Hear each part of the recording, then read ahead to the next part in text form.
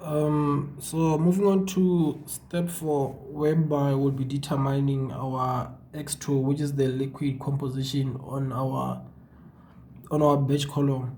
So as stated earlier, we're gonna use the release equation along with the Simpson's rule and the graph to determine the true X2 through iterative means.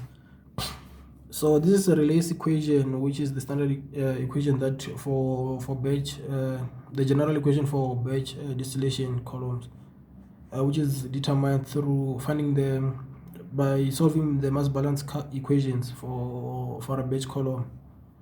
So initially we determined our L2 to be 60 and we're given L1 as 100 kilomoles. So we can put them here like this on release equation, and we were told that the composition of our light key on the feed was 0.6. So we can just put it here on the expression so that we can have a clear view of what's missing. And the lean of 100 over 60, we find it to be 0.512, and the right hand side it remains like this. So this 0.512, it's our area under the curve. This is because release equation, the right hand side of release equation, it gives us the area under the curve, because normally you'll be given x1 and x2, and then you and also L1, and you'll be required to find L2. So you just plot your graph and find the area under the curve. Maybe let's say you find the area under the curve to be 0.512, so it will end up being lean of 100 over L2 equals to 0.512, and then you can solve for L2. But in this case, we found L2 through mass balances, and we need to find this. So meaning the way to solve this, we'll be guessing X2 values up until we find a value that gives us an area under the curve that is equal to 0.512. So to do that, the only formulas that we can use to calculate that area, it's the Simpson's rule, and also the formulas which fall under this family, which are just approximation formulas. So we have the Simpson's rule, trapezoidal, octahedral, there's a bunch of them, but I prefer that you guys use the Simpson's rule or the trapezoidal one, since they are more simpler. So this is the Simpson's rule. It has 3 key equations, which the working tandem to find the area. So the first main equation is this one, which is the area under the curve. It's equal to the integral with the integral limit of our function. It's equal to b minus a, which are the integral limits over 2n. So n will be the number of blocks that you wish to draw. So basically the bigger the n, the more accurate your estimation is, the more accurate your value is. But in our case, we'll always use 3. We'll always use 3 for our n. That's why our terms end at f of x3. So if you assume n to be 5, that will mean that this term will have to extend from f of x0 up until f of x5. And then these 2 equations are used to find the x point, the x value of your blocks. Unfortunately, I'm holding my phone on my right hand, so it's kind of difficult to draw, but basically delta x, I get a b minus a will be your integral limit, n will be 3 as always.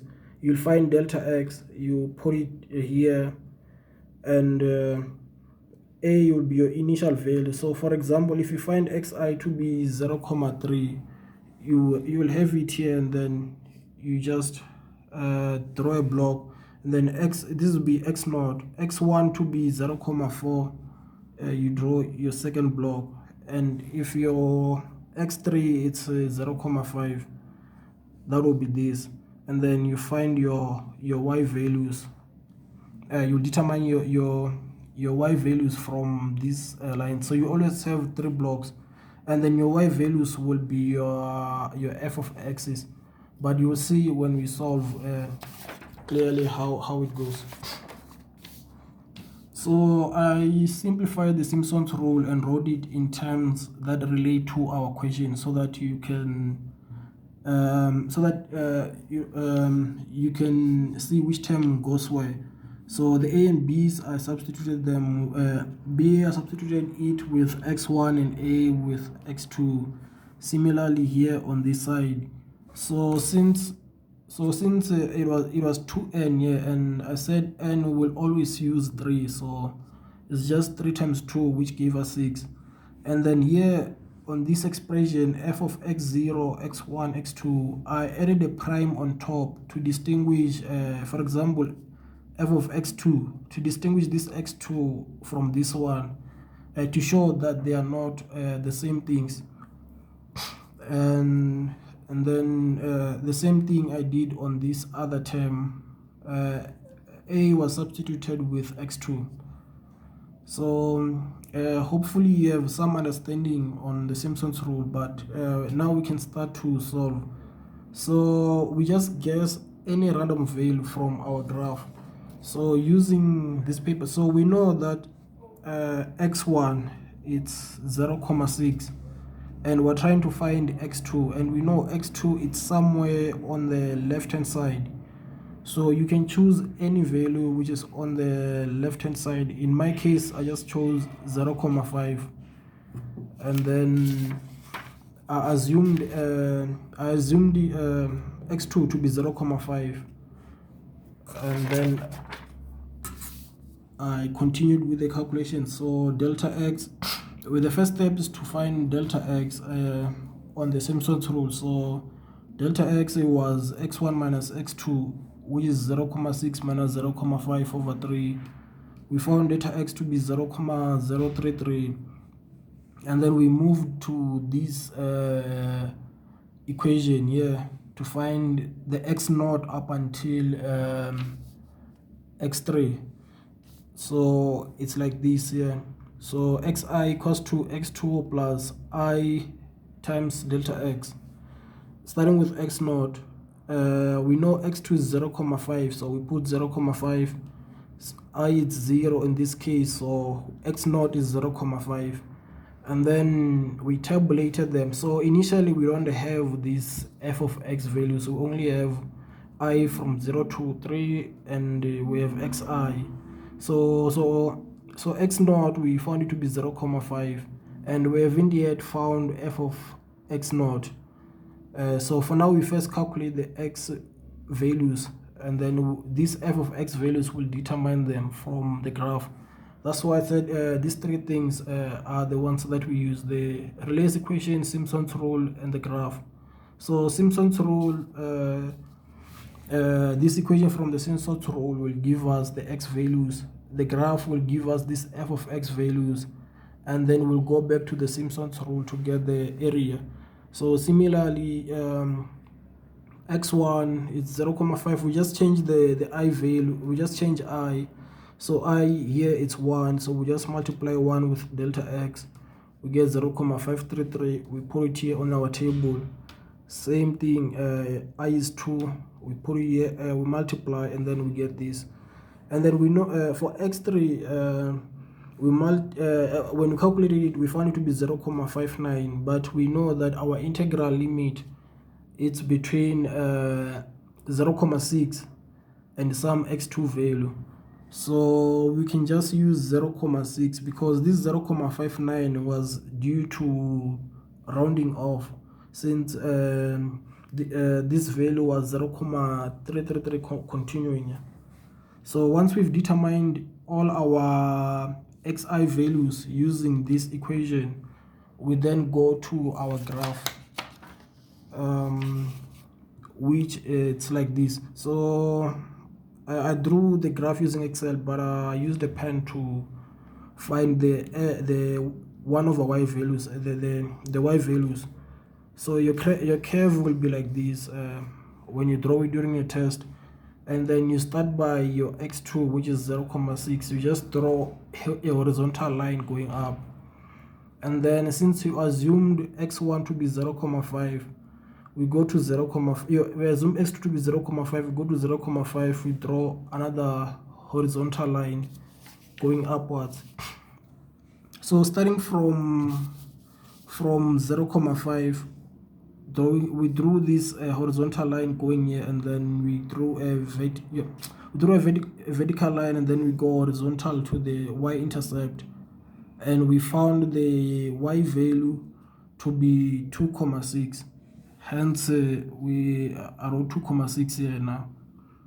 And then x1 here, x1 we found it to be 0.533. So I go to the graph, locate 0.533, draw a horizontal line, and then I go to the y-intercept and find the y value, and I found it to be 2.79. Similarly for x2, which we found it to be 0.56, we go to the graph, locate 0.56, go up, and then we locate it on the y-intercept to be 2.9. So as you can see, these values here are these terms on your Simpson's rule are your f of x0. So f of x0 will be 2.6, f of x1 2.7, x3 is 2.9, and f of x3 is 3. So after getting these values, you can go to your Simpson's rule, which states that area is equal to this expression. So you substitute x1 and x2 here, which is 0.6 minus 0.5. We know f of x1, this guy, your f of x0, this guy, it's 2.6, which we got from our graph. Similarly, f of x2, the x1, x2, and x3, we just plug them onto the Simpson's rule, calculate, and we found the area to be 0.283.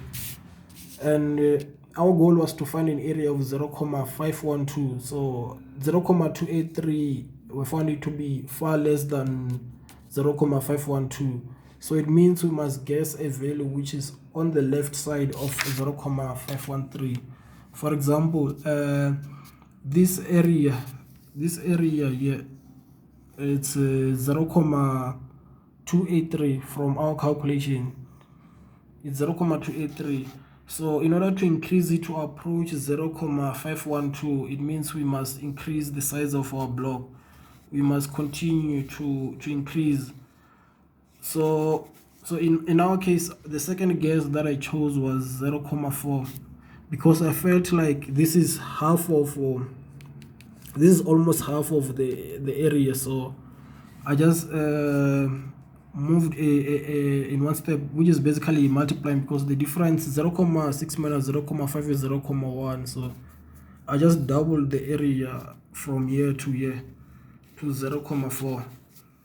So the second guess will be 0.4. So in the hopes that doubling the length here will double the area, and maybe the value that we get will be 0.512. This is what I did on the second one. Same procedure. The second guess was 0.4. We go to the delta x equation, which was delta x equals to x1 minus x2 over 3. We find delta x to be 0.067. We put delta x, this 0.067 on this expression. We know x2 now, instead of 0.5, it's 0.4, the value that we've guessed. And then we did